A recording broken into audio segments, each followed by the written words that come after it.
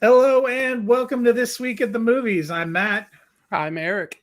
and this week we are back with another superhero film. Which, if you're like me, I don't think I even realized Blue Beetle was a DC movie until I read about it afterwards. Because when I watched the trailer, I was like, oh, what is this? It's kind of like a superhero movie. Hmm. But in fact, the Blue Beetle is a DC property and it's coming out at just the perfect time. DC has a very set and contiguous plan that they're following for all of their world building and cinematic universe. And we know exactly how. Oh, wait, just kidding. That's not true. Uh, this movie, fortunately, doesn't have tie to anything else, which is good Yeah. for it and probably bad for it because, as we'll talk about later, it's still unclear what part of the DC extended universe this is going to play, although it is produced by Peter Safran, who, along with James Gunn, are the new heads of DC. So much like Shazam, you'd have to wonder if this is getting retconned into everything else they're doing. But, we'll talk about it a little later. DC, we've gotten a lot of mixed messages of late, including from some Wonder Woman talk where the star of Wonder Woman tells you they're making a third film that's part of the new DCEU, and then somebody else tells you they don't know anything about it. And at some point in time, we may get another Aquaman film that may or may not have sequences of Amber Heard that survived the editing room. So it's just DC right now is clear as mud. But Eric, Blue Beetle, a new kind of cast, new set of characters, a new location in the DC world. If it was Marvel, they probably would have told you it was Miami, but it was not Marvel. So it's when he's getting off the plane and you're seeing the name of wherever it is, I'm like, what city is? And then it occurred to me, this is the world where Gotham and Yeah. exists. So, uh, but I thought it was fun. What did you think? So Jaime Reyes is a character that I really enjoy, and the Blue Beetle is a character that I really enjoy. And the way that they mesh, I think, really works. And in that sense, I'm reminded of things I used to feel way back when the first Iron Man came out. And I had to remember to take each movie as its own standalone movie, but I can't help but draw a comparison here because I remember what it was like walking out of Iron Man for the first time, thinking how this managed to be somehow more grounded in reality than your like G golly gosh Willikers New York of Sam Raimi's movies, and like I don't know, there was something about Iron Man that was somehow true to the comics and grounded more in realism, and there was so much character work that it was the first time I was like, well, I didn't like Peter Parker as much as I like Spider-Man. I didn't like Bruce Banner really at all, and the Hulk didn't really get to do much in that 2003 movie. Um, you know, the X-Men was kind of like my favorite movie series, and those characters, they don't have secret identities or like a duality to them. So this really reminded me of like a phase 1 Marvel movie in a good way, but with sort of the flair and color and comic book up of it of more modern superhero movies, which is a shift that I didn't even realize was happening until we got to phase 4 of Marvel with Shang-Chi. And I just started realizing, man, if this movie came out right next to like Captain America 1, like it would be like an explosion of color and CGI. Like and I know those movies are CGI, whatever. It's just I really like the family. I really like the core characters. And then there was some surprising emotional weight to one of the villains that was brought up, I think, a little too late. And otherwise, it was kind of beat by beat, like an origin story for a movie, not an origin story for a movie, for a character. And so it really made me start to think about the start of something new because, James Gunn one day says Superman Legacy is going to be the start of the DCU. So that rules out like Peacemaker and everything else. Yet There's like rumors that Shazam 2 still counts, rumors that Gal Gadot, yes, is going to be like one of the cast to make it through. And like, who knows where the beginning of anything is. And if this is supposed to feel like a sort of new beginning, it's nice that it's so small, fast paced, and just it gives you like a charming lead character. And yeah, the only other issue I really had with it was what some other people are echoing, where the Scarab is an alien entity. It's not like a technology thing with an AI in it. So that voice that sounds robotic is supposed to be more organic. And I just did feel like this is an Iron Man hub AI, you know, computer thing. And so if it's supposed to be a creature with its own identity, maybe give a little bit more to that. But I also did feel like it was on its own. Anyways, all in all, one thumb up, one pretty strong thumb up, honestly. I really enjoyed this. I feel like this is a pretty easy to watch superhero movie. So how about you? Yeah, I mean, I share your confusion about where this fits in the larger scope of DC because in a lot of listings, they list this as like the 14th or 15th film in the DCEU because development began in 2018. It got greenlit in 2021. It was apparently supposed to be part of the previous iteration. I mean, you also have things like Robert Pattinson's Batman floating out there that just isn't connected to any universe. They've already said Peacemaker they're pulling in, which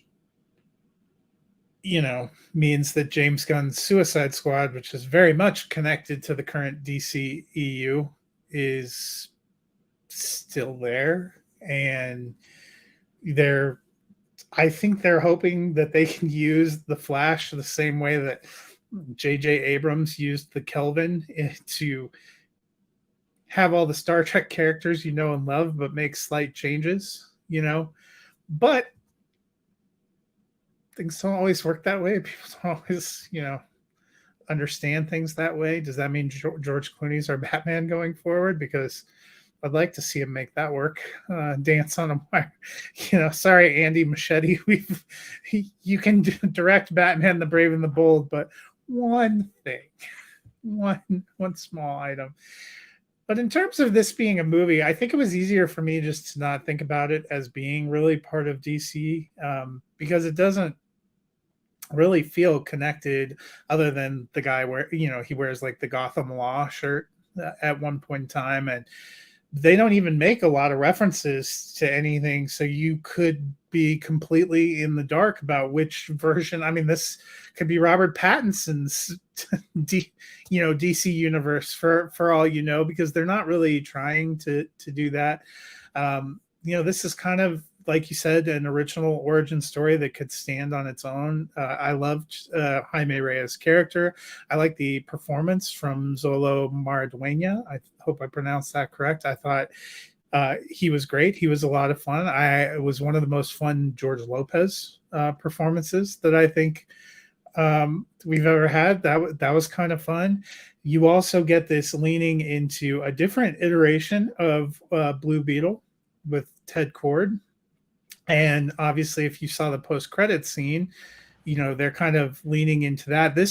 To me, this almost feels a little bit more like you likened it to Iron Man. To me, it almost feels a little bit more like Ant-Man. It's crazy you mentioned that, because especially with Ted Kord, what this really makes me think of, and it's kind of eerie how close the similarities are, and I would love to hear a fan talk about this, is Green Lantern. So the Green Lantern is imbued with a ring that chooses them so they can create constructs they can create with their mind, and they have certain strengths versus others, and all of these rings are fueled by the color spectrum, blue being hope, red being rage, orange being jealousy, so many different things. And to have a character that is so rooted in hope, in the sense that the entire family's like livelihood is crumbling around them, and he's like about to lose everything, and the idea is he continues to persevere. There's some arguments about what is will, what is hope, what is whatever when it comes to these rings, but it really confuses me when it comes like how close these are in their mythology, even to the point that Hal Jordan has Alan Scott, I think, is the original Green Lantern, who at one point he has like a different, like, I used magic because I couldn't use your ring, and so this 1-to-1 Jaime to Hal Jordan and that guy to Alan Scott. This movie feels so much like another Green Lantern movie with a little bit more color and a little bit more It's because they humor. can never make another Green Lantern movie. The Green Lantern Apparently movie not. that exists, aside from creating what seems to be a very successful relationship between Ryan Reynolds and Blake Lively, Yeah. is nothing but the butt of jokes.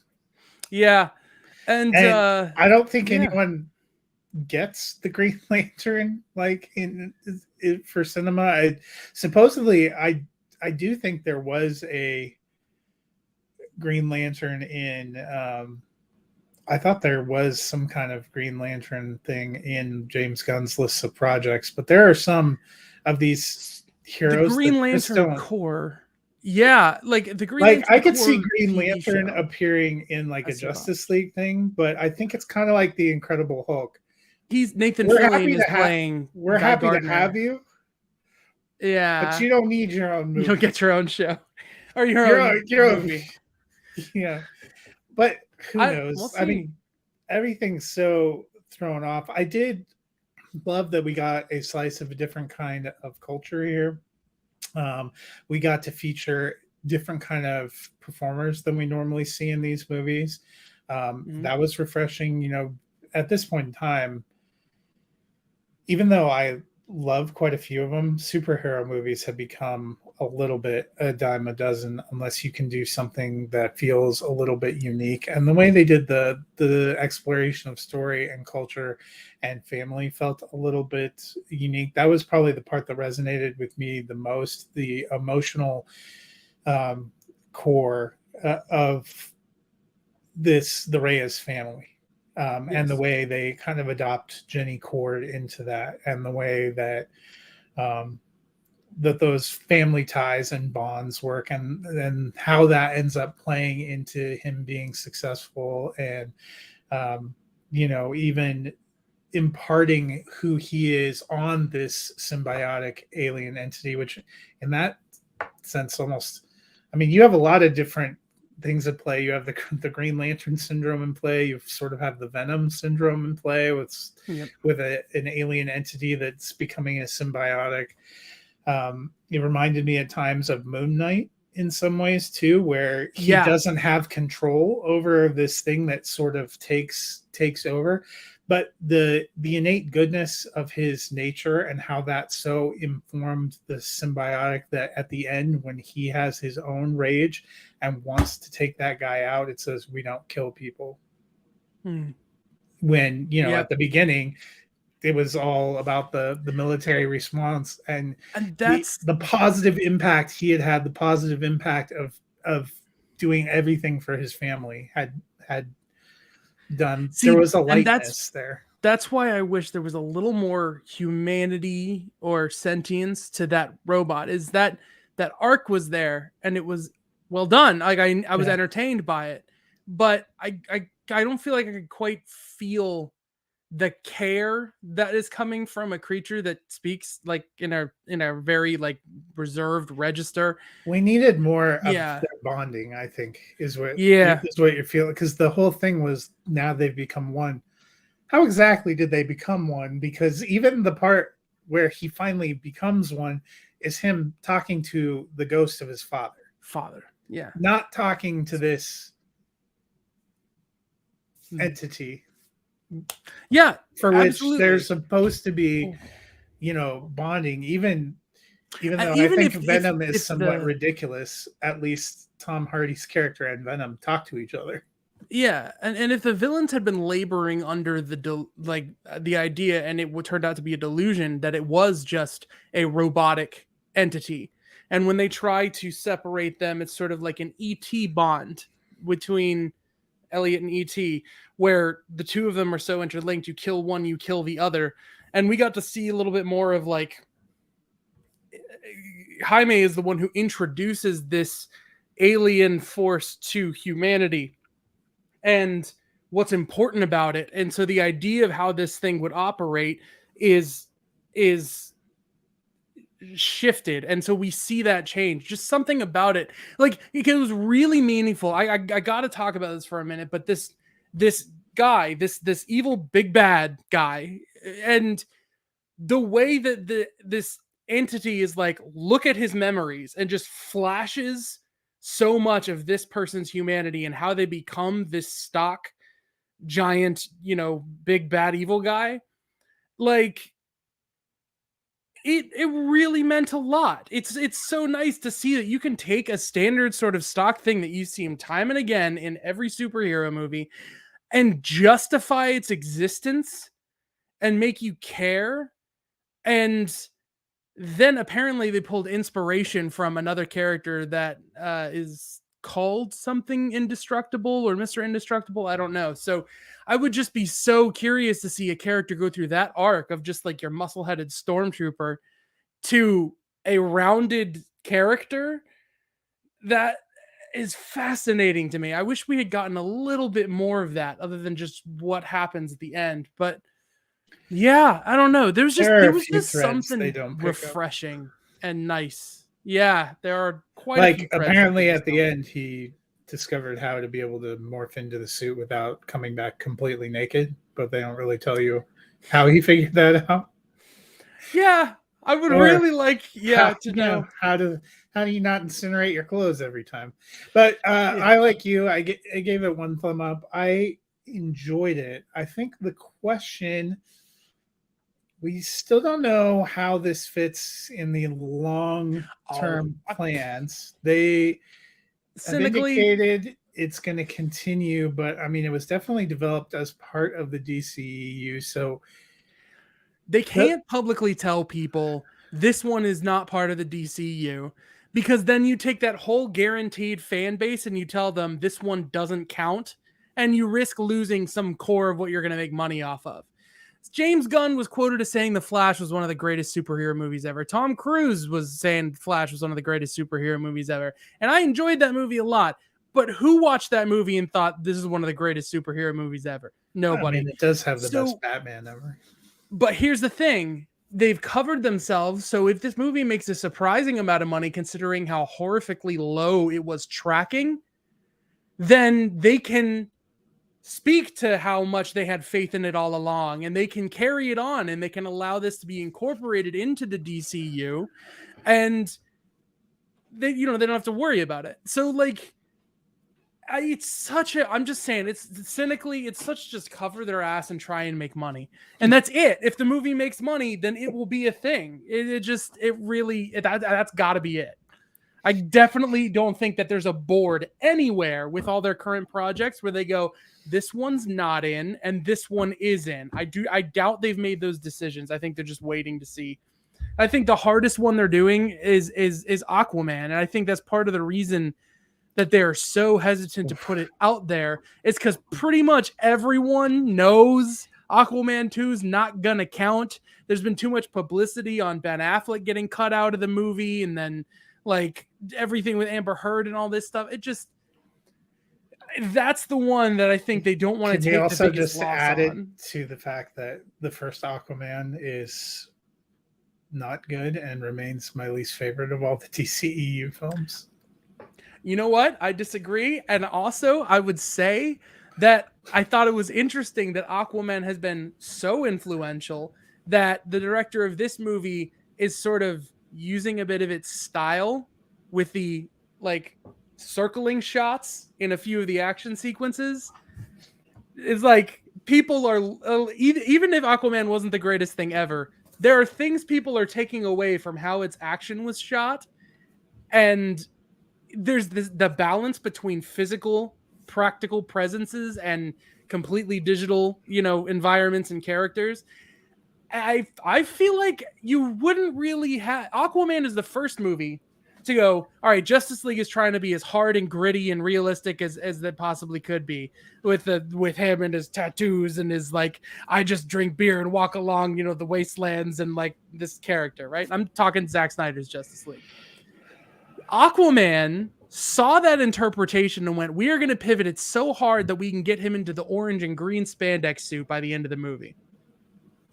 And the rest of superhero movies have started to skew that way, just being more comic book accurate with its costumes, taking away the techie, like intricate designs and smoothing everything out, brightening up the colors, pushing itself beyond the realm of believability in terms of just it's magic, deal with it. I honestly, I have to give it to you. I think Aquaman stands as like a center point where you're either upset about everything that happened because of it, or everything that you like right now, it's sort of is owed to it. But it's still way too long. I gave Aquaman half a star out of 5. Oh no! I consider it to be one of the worst superhero movies I've ever seen.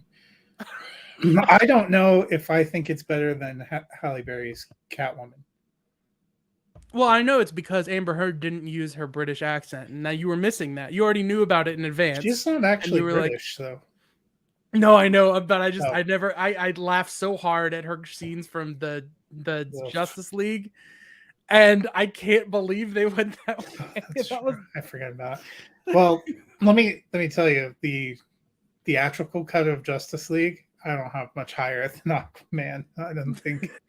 So for me, like my bottom 3 of the current DCEU is Aquaman, the bottom, then theatrical cut of Justice League, and then Wonder Woman 1984. Yeah, I mean, I don't think Wonder Woman 1984 is the train wreck those other two are at times, but okay. But I don't think it's good either, which is disappointing. But for me, Blue Beetle, so I did put it into my DCEU rankings on Letterboxd. I have it like about the midpoint. I also have it the midpoint of the films that were released this year. I still like The Flash a touch better, but I thought this was better than Shazam! Fury of the Gods. Oh yeah. I'm sorry. I'm honestly Shazam! Fury of the Gods hit me kind of like Fast and Furious 9, where I thought I was the problem. I was watching it thinking like I've become too cynical or burned out or whatever. But then I've gone and watched like other new superhero movies, Guardians of the Galaxy 3, Blue Beetle, like all these movies. And I've found like they're enjoyable, they're refreshing, even if they aren't doing something new, they're refreshing and they're entertaining. And it makes me realize more and more like I'm never going to get over the Skittles joke. It irritates the crap out of me. This is just a Skittles commercial. You were paid to put a Skittles commercial in the middle of the movie, and who is this for? I don't know. But that one, you could more easily make the case that that's definitely getting retconned into whatever they're doing, because if you remember, the post-credits scene in Shazam 2 has James Gunn's literal wife, Jennifer Holland, and her character from the Peacemaker show. Yep. So they definitely, that's what I was waiting to see, what we were going to get in post-credit sequences for the Blue Beetle. And you were right. If there was a fence, it's firmly up their keister on this one, because they were not going to do anything that is a reference to a larger world or anything that's outside. There are 2 credit sequences. One of them is to the idea that Ted Kord is still alive, and you could have 2 versions of the Blue Beetle, which you could actually have since he doesn't rely on the Scarab. And the other one is just kind of a joke with George Lopez. Yep. So they firmly don't make a decision either way. I think you are 100% correct there. Yeah. They don't want to commit. And I hope it does decently. I think it was a decent film. I think it's coming out at a weird time. And unfortunately, because of the writer and actor strike, they can't do promotion for any of these films right now. And when you have a cast of relative newcomers with a superhero that is not a household name, I think that's going to hurt unless it can get a strong word of mouth campaign. And like, I went the middle of the day on a Saturday, which you would think on opening weekend should be pretty full. There were 6 people in my theater, and I thought, what a bummer. Yeah, and that's the problem is we're still riding out this incredible wave from Oppenheimer and Barbie, and some people are trickling in and starting to watch the other movies that have come out, but we have so many movies in theaters right now that I would say, yeah, go see it.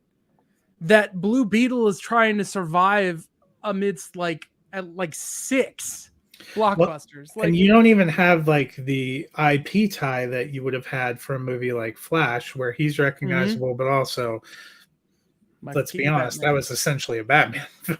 I Hmm. mean, I added it to my ranking of Batman films. So, No, I mean, okay. well, I mean, Batman's the co-lead. Let's He is let's not 100%.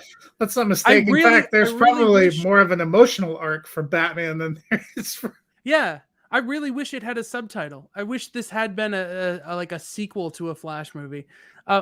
Man, I get hung up sometimes remembering things I enjoyed from the Flash, and it sort of makes me kind of like bitter about how things are going.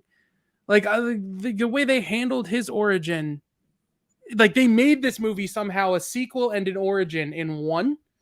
Like, it got to be a movie that's A independent from the Sworigin. origin and free from it. Yeah, and so we go back to this, and this movie was so traditional, but honestly, the crazy thing is it was almost nostalgic Hmm. because we've been off of origin movies, good gosh, since, Probably since Shang-Chi. well, I would say Shang-Chi is also, it's tricky because yes, he does become something clearly over the course of the movie, but he already is trained. Well, no, you see him growing up and everything. Shang-Chi is a good example of one also, but like that felt so unique. I don't know. I think of origin movies, I think of the first Spider-Man movie, or I think of um like the original Hulk movie, the Fantastic Four, like all these movies where they were just like think that they have You, to you're introduce just the naming wider some movies world. that have done so well. I know, but that's the Fantastic thing. Four. Like Daredevil, yeah. Um, like Isn't Ben Deadpool Affleck's is an Daredevil is unconventional. coming back in Deadpool 3? Man, Elektra is one of the main characters in that movie. Jennifer Garner's Elektra, and I am rooting for it so hard because he's my all time favorite Marvel character. Deadpool? And no matter what happens, Ben Affleck's Daredevil is what introduced me to the character. So I will always have a soft spot for that atrocious movie. And it's so weird. I've become a fan of so many things because of that movie. It's so There are so many it people did that were in something. that Ben Affleck Daredevil movie. It should have been better. Yeah, it really should have been. And the director's cut does, I think, do a lot to improve what's there, but you can't escape how bad the bad things are in that movie. Like it's so weird. I don't know. They nailed something that a lot of movies tried to do with that, where you get a PG-13 movie, so you try and introduce a broader audience to like a very niche thing, and it did. It introduced someone who didn't know anything like into this niche thing, and then I got really into Frank Miller, and then I got really into like The Crow because this guy was clearly trying to rip off Alex Proyas's direction in that, and there was so much like, and I'm just so curious to see him come back, but Blue Beetle somehow really made me think back at the very least to those first Phase 1 Thor, Iron Man, Incredible Hulk, which isn't really an origin movie, but and Captain America, just when they were hitting those beats of here's a character, here's a thematic lesson they're supposed to learn that's going to define them as a hero. Here's the bad guy that's basically just them but a different color. And your big bad behind the scenes villain, Susan Sarandon, who I don't think we've talked about, and I think that's for a reason. Like she's naturalistic as the character. I don't not believe her, but like she doesn't stand out in any way. So No, yeah, it just, neither of the villain characters were really yeah. And that. then you have someone very important to the character dies, like at a certain point in the movie, and they're sort of a mentor to the character, and so they, go through those kind of beats. And Uncle then there's Ben, is that you? Oh wait, no, it's Jaime's dad. yeah. And then there's the character getting to like a death and rebirth point. Tony Stark's chess piece fizzles out, and then they manage to get his other chess piece back in him. And like it's been so long since we've had something that was this like, here's a new guy who's gonna stand up and be a hero, that I was kind of like, this feels somehow new and very old at the same time. So, well, that'll be a wrap for Blue Beetle, which we both enjoyed. Each of us gave it a thumb up. I think it's worth checking out. Whether or not we get any more of him remains to be seen. yep. But I would be interested in seeing, this group come back. We'll have to see how that goes. Next week, we get to see the movie that got delayed a couple weeks, which is Gran Turismo, which is based on not only a popular PlayStation video game, but a true story of a gamer who became a race car driver. I caught one of the sneak previews yesterday. I can't wait to talk about this next week. I hope you and I are on the same page. Otherwise, that's going to be personally devastating. But I can't get over this one fact enough. So for anyone out there who's like, what is Gran Turismo? What you need to know is that the real guy that the movie is based on did the stunts in the movie. He is driving the car when the actor is not driving the car. So not only did this person grow up playing a video game he enjoyed and then go on to win like championships or whatever as an actual driver, but he then went into a stunt team and said, no, I'm going to do your job too, and successfully pull off the movie.